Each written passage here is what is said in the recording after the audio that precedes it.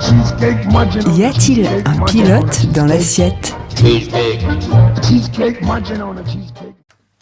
Anne, cette semaine, nous parlons non pas de la pavlova, mais de la pavlova. Alors c'est même... C'est pavlova, voilà, parce qu'on la prononce dans une sorte de soupir de pâmoison, comme un abandon total dans une pyramide de coussins moelleux. Tu vois, cette sensation-là divinement accueillant. Parce qu'on va briser le suspense. Hein. Aujourd'hui, on va pas parler de super pouvoir nutritionnel.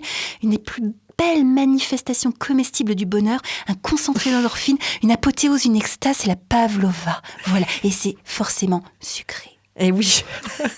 Et rends-toi compte que je ne sais pas ce que c'est cette pavlova. Alors, je suis très curieuse de ce dessert qui produit autant d'émotions. Et oui. Est-ce que c'est un plat historique légendaire? Et oui, justement, c'est le cas. Alors, de même que les lentilles à la reine, dont on parlait dans notre chronique sur les lentilles, qui ont été baptisées en l'honneur de Marie-Antoinette, cette création, là, il s'agit d'une création en l'honneur de la ballerine Anna Pavlova, originaire de Russie, qui est allée danser en Nouvelle-Zélande. Et en 1926, le chef d'un palace de Wellington se serait inspiré du costume de la divine ballerine pour créer une texture aussi aérienne que son tutu. Alors, légendaire, et puis il y a des revendications, parce qu'il y a une guéguerre entre les Néo-Zélandais et les Australiens qui en revendiquent la création, mais manifestement des chercheurs qui sont penchés très sérieusement sur le sujet, parce que vraiment c'est important, ont identifié que le berceau était bien la Nouvelle-Zélande. Heureusement que les chercheurs sont là, ouais. Pour élucider ce genre de mystère. Parce qu'après les gens se battent et il faut... Bah oui, ça fait des guerres, tout ça. Très bien, donc on ne parle pas, on l'a dit, des super pouvoirs nutritionnels, on se concentre sur sa composition. Voilà, alors j'aime bien aussi le mot pavlova parce qu'il va nous parler dans sa prononciation avec cette consonne P percutante, puis tout se déroule avec douceur et volupté d'une forme de similarité qu'on va rencontrer à la dégustation de cette meringue craquante qui cède sous la dent, puis de la volupté de crème fouettée qui va nous caresser la langue. Donc tu l'as compris, il y a plusieurs composantes, 3 pour être exact. Une meringue moelleuse à l'intérieur, craquante autour, dont la texture va être obtenue grâce à un temps de cuisson particulier. Alors moi j'ai souvenir parce qu'il faut partager aussi les échecs pour pouvoir se réjouir davantage des réussites et montrer que non, c'est pas tout n'est pas donné à des élus, il y a des erreurs. Voilà, et ça arrive à tout le monde. C'est du travail, voilà. J'ai le souvenir d'une pavlova au chocolat, ce jour-là, c'est plutôt une pavlova au chocolat et aux fruits rouges. J'avais fait une meringue très très très très croquante et en un coup de cuillère qui a volé à travers la salle à manger, comme une danseuse d'ailleurs, avec un bon gracieux qui aurait fait un bon gracieux à travers la salle à manger. Ouais. Donc, cette meringue, on va faire la technique plus simplement de la meringue française, parce que la meringue italienne, on va la faire monter avec un sirop de sucre chaud, c'est pas la peine. On fait une meringue française toute simple. Le poids de sucre est un petit peu supérieur au poids des blancs qu'on a fait monter en neige. Et là, on va les fouetter, les blancs, et on incorpore le sucre quand ils ont commencé à s'affermir, c'est-à-dire qu'on va meringuer pour obtenir une masse onctueuse, lisse, brillante, et qui fait le bec d'oiseau. Le bec d'oiseau, quand tu prends une spatule et que tu plonges dans ta masse de meringue et que tu relèves, ça fait comme un petit bec d'oiseau un petit peu crocheté. Voilà. Et là, tu sais qu'elle a la texture parfaite. Ça maintient la forme. Exactement. Et on la cuit pas, cette meringue? En fait, parce que... Alors, si. Alors, pour bien comprendre, la pavlova, il y a une meringue. Il y a une meringue, il y a du fruit. Il y aura du fruit après. Après, et de la crème. Voilà, mais là, tu anticipes. Là, pour l'instant, on est sur le socle de meringue. D'accord. Et donc, on va cuire ça à part? Oui, il n'y a que la meringue qui cuit. Ah, d'accord. Donc la meringue cuit, le temps de cuisson, 1 à 2 heures, ça va dépendre de la taille de la meringue, de si tu fais des pavlovas individuelles ou familiales. Et ta meringue, quoi qu'il arrive, tu vas la cuire à four toute petite basse température. Alors quand je dis toute petite basse, par rapport à la cuisson d'une quiche ou d'un gâteau qui est à 180 degrés, là on va être autour de 80 à 110 degrés, c'est ce qui permet d'éviter la coloration de la meringue. Au-delà, tes blancs d'œufs meringués, ils vont prendre une coloration brune. Et nous, ce qu'on veut, c'est une blancheur immaculée.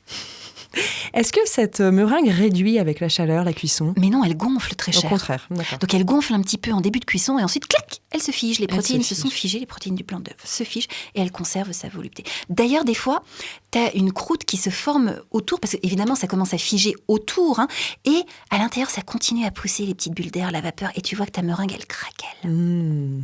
Et on met ça dans un plat à tarte? par exemple? Alors, enfin, si c'est... tu as plusieurs manières de dresser ta meringue. Tu peux t'amuser à dresser avec une poche à douille pour faire des jolis petits nids avec une douille cannelée, etc.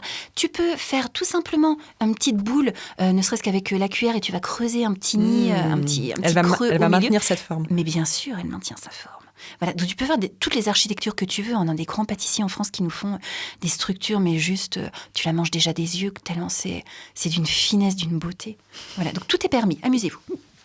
Très bien, qu'en est-il de la crème fouettée? Donc nous avons cette coque de meringue cuite dans laquelle nous allons verser une louchette de crème fouettée. Alors pour faire une bonne crème fouettée, il faut une crème bien grasse, 30% de matière grasse. Ça, c'est le sine qua non, parce que qu'est-ce qui fait que la crème, elle va pouvoir fouetter, c'est-à-dire incorporer de l'air? Ce sont les molécules de gras.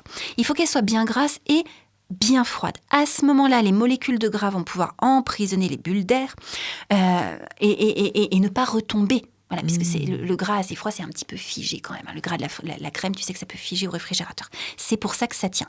Après, on la met au réfrigérateur pour pas que ça retombe.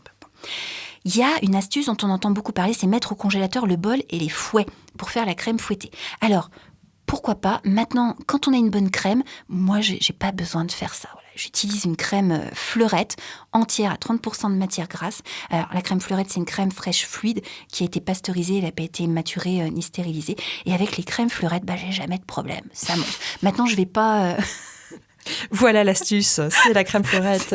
La crème Fleurette, ça fonctionne bien. Après, je ne vais pas utiliser un bol brûlant pour la faire monter dedans. Évidemment, il ne faut pas exagérer non plus. Il ne faut pas pousser mémé dans les orties, puisque là, c'est la saison des orties.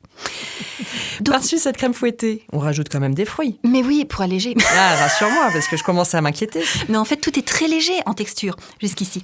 Mais on va rajouter des fruits pour casser un petit peu le côté sucre et pour rajouter de la fraîcheur et de l'acidité. Alors, le classique, c'est les fruits rouges. Mais nous, évidemment, on va jouer avec les saisonnalités. On va utiliser des abricots, des pêches, des prunes en été, des figues, de l'ananas, des poires pour la saison automne-hiver, de la fraise et de la rhubarbe au printemps.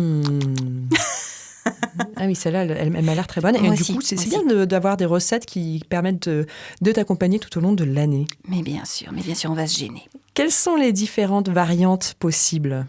Alors là, il y a une infinité. Moi, ma préférée, c'est, en plus de la meringue et de la crème fouettée, ajouter un lemon curd. Donc une crème de citron. Donc c'est une crème pâtissière, mais à base de jus de citron, où le jus de citron remplace le lait. Donc lemon curd et farandole de fruits rouges. Donc on a beaucoup d'acidité, aussi bien dans les fruits rouges que le lemon curd. Ça permet de désucrer, de diminuer aussi l'impression de gras.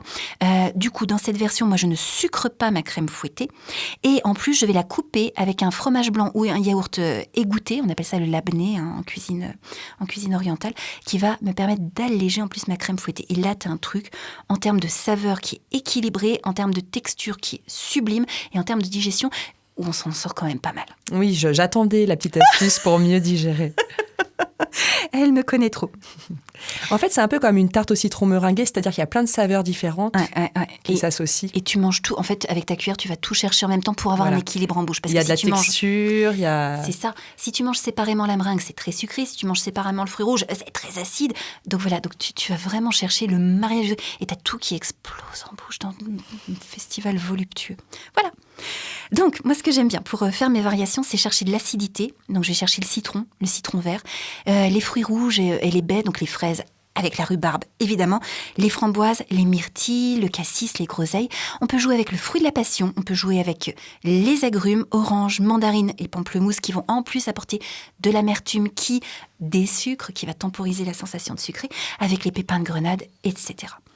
On parlait de l'amertume, donc je vais aller chercher l'amertume aussi dans mes variantes. L'amertume du cacao, qui vient équilibrer le sucré. L'amertume du curcuma, le curcuma en dessert, j'adore ça.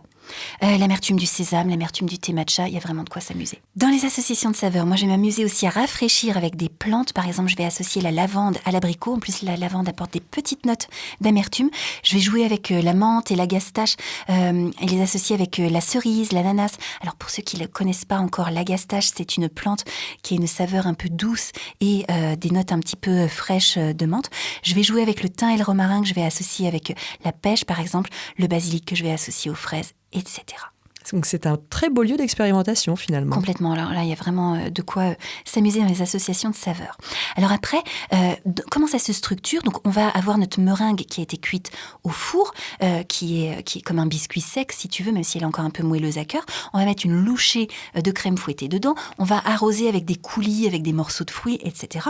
Et on va pouvoir du coup faire un dressage à l'assiette. Mais on peut aussi, pour les desserts un petit peu régressifs du week-end ou du milieu de semaine, quand on a besoin de se donner un bon petit coup de tiramisu ou remonte-moi le moral, etc.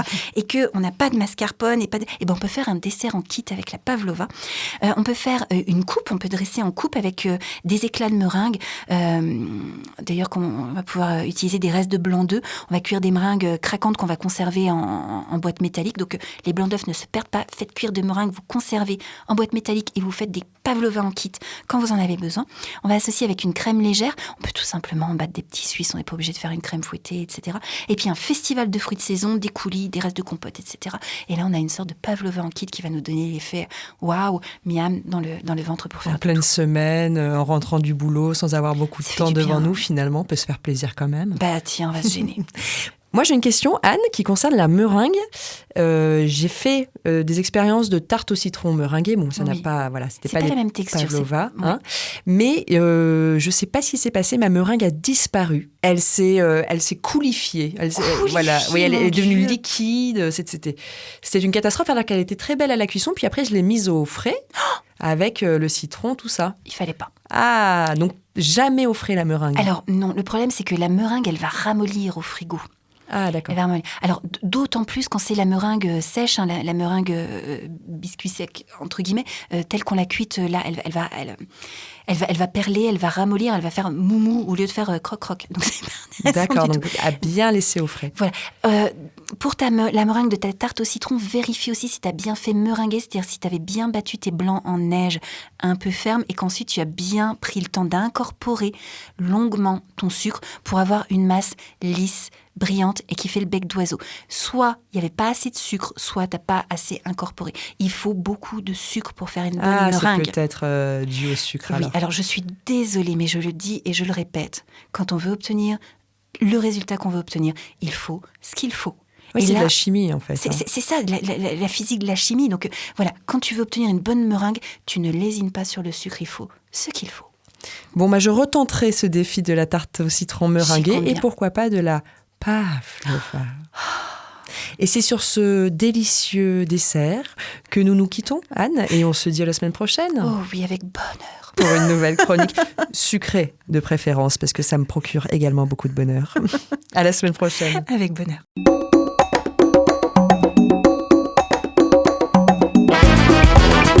Cette chronique vous a plu ? Alors participez-y en posant vos questions à Anne-Claude à l'adresse contact@radioalto.info.